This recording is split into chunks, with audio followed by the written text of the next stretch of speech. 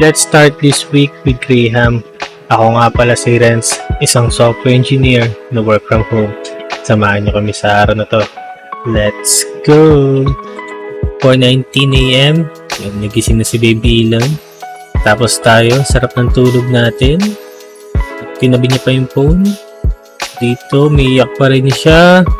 Gustong-gusto niyang uminom na ng gatas. Set na, umidede na siya kay mami niya. Tapos tayo, tulog pa din. 4:34. Yan, tulog na siya. Ngingiti-ngiti pa siya dito. Naginip. Tapos tayo, nag-change position lang. Pero tulog pa din. Ito, parang nagigising-gising na ulit si baby dito.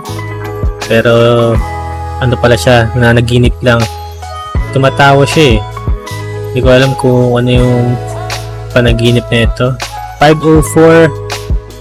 Tulog na talaga si baby dito. Pakita ko lang yung view dito sa Manila. Ayan. Maganda siya kahit madilim pa. Tayo, sarap ng tulog pa rin. Si baby, sarap din yung tulog. Nilipat na siya dito sa kama. 5:40 AM. Ito na yung view natin. Wala pa ding sunrise pero malapit na to. 5:51. Ito, sumilip na yung sunrise natin. Pwede na nang paaraw. Kaya nandito na si wife tsaka si Baby Elon. Nagpapaaraw na sila. Sinet-up lang ni wife dito yung camera para kita sila pati yung sunrise. After nilang magpaaraw, nilagay na ulit sa kama si baby. Tapos dito, pinapakita sa kanya yung flashcards. Tapos binabanggit kung ano yung mga nandun sa images para maintindihan niya.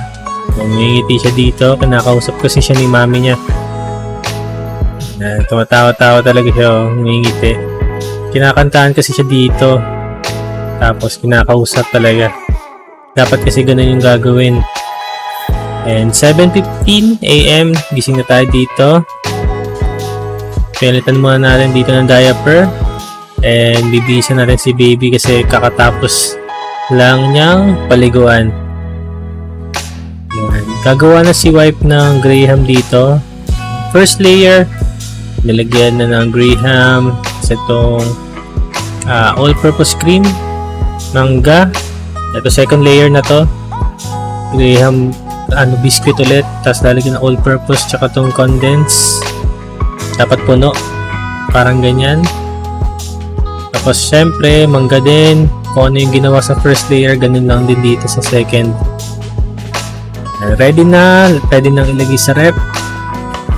Yan, dahan-dahan lang. Itodo na natin para lumamig agad. Nagluto lang ulit dito si wife ng pang lunch, adobo. Ready na yung food. Gumawa rin ng shake. Tikman na natin. Unang tingin pa lang, napakasarap na agad. Sa akin, mga 11/10 to. Siyempre, tummy training na with Baby Elon. I think mga 20 minutes ata itong ginawa nila. Pinapakita lang ulit yung flashcard para malibang siya. And effective kasi hindi siya umiiyak. Nabaling sa iba yung focus niya.